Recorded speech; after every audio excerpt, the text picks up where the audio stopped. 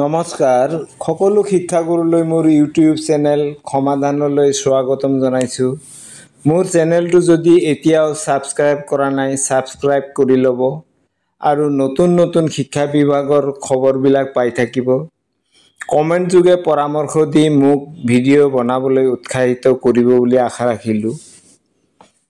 এতিয়া কথা হ'ল 26/9/2024 তাৰিখে সমগ্ৰ শিক্ষাৰ মিছন ডাইৰেক্টৰ ছাৰে এই চিঠিখন গোটেই অসমৰ শিক্ষা বিভাগৰ মুৰব্বীসকললৈ পঠাইছে। কেনেকৈ আৰু কেতিয়া নাচ সাৰ্ভে যিটো নেশ্যনেল এচিভমেণ্ট সাৰ্ভেৰ পৰীক্ষা অনুষ্ঠিত হ'ব তাৰ বিষয়ে বিতংভাৱে আদেশখনত উল্লেখ কৰিছে।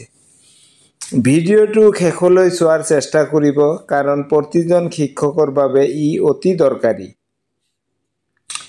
এই সাৰ্ভে কাৰ মাজত হ'ব?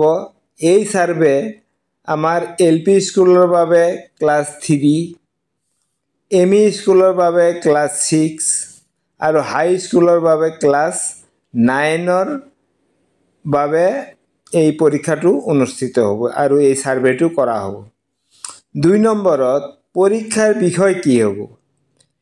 LP আৰু MEৰ বাবে ভাষা, গণিত, পৰিৱেশ ইয়াৰ ওপৰত হ'ব পৰীক্ষাটো। হাইৰ বাবে হ'ব ভাষা, গণিত, বিজ্ঞান আৰু সমাজ বিজ্ঞান। LP আৰু MEৰ বাবে 3টা বিষয় আৰু হাইৰ বাবে 4টা বিষয় সামৰি ল'ব।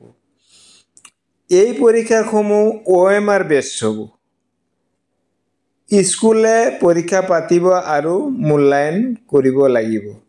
যাৰ কাৰণে এই OMR বিলাক অভ্যাস কৰিবৰ কাৰণে আমি এই নাচ সাৰ্ভে আৰু লগতে আমাৰ যিটো গুণোৎসৱ হয় তাতো এই OMR বেছটো যদি প্ৰেক্টিছ কৰোৱা হয় তেতিয়াহ'লে আমাৰ দুইটাতে সহায় হ'ব। ইয়াৰ বাবে আমাৰ স্থানীয় ডায়েটৰ ফালৰ পৰা সম্পূৰ্ণ সহযোগ আগবঢ়াব। তাৰ পিছত এই কামটো কৰিবৰ কাৰণে আমি weekly test schedule for school level weekly test আমি 6টা উইকলি টেষ্ট পাতিব লাগিব তাৰিখ অনুযায়ী। 1 নম্বৰটো হ'ব অক্টোবৰৰ 14 তাৰিখ 2024 সোমবাৰ। 2 নম্বৰ উইকলি টেষ্টটো হ'ব অক্টোবৰৰ 21 তাৰিখ সোমবাৰ 2024 চনৰ। উইকলি টেষ্ট 3 নম্বৰটো হ'ব 28 অক্টোবৰ 2024 মানডে। 4 নম্বৰ উইকলি টেষ্টটো হ'ব নৱেম্বৰ 4, 2024 মানডে। উইকলি টেষ্ট 5 নম্বৰটো হ'ব নৱেম্বৰৰ 11 তাৰিখ মানডে।